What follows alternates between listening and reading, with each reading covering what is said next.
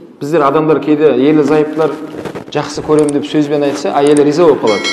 Айтып жатыр, жақсы сөз айтып жатыр ғой дейді. Аллаға ондай жүрмейді.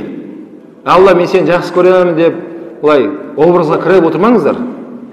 Оңаша қалып, паркқа кіріп алып, жеке Алла мен сені жақсы көремін, иә деп. Жоқ, олай болмайды.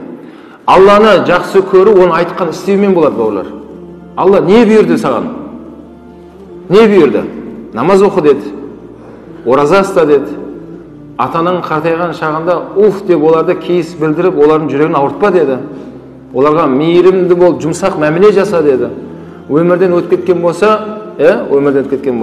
Алла, мен сәби кезімде аялап, мені тәрбиелеп өсіргенде, ата-анамды рахметіңе алшы, күнәларың кешірші деп айт деп жатыр да аятта. Алла бізге соны айтып жатыр. Және не айтты? Алла айтып жатыр, арақ ішпе деп жатыр. Ат өшкілі араққа жолама. Өтірік сөйлеме. Өте ықылас болған зина дегенге жақындамаңдар. Алла бізге соны айтып жатыр. Карта ойнама, наша шекпе. Кеше әлі сұрақтар қойылып жатыр букмекер мәселесінде. Құрметті бауырлар, өте ықтият болыңыздар.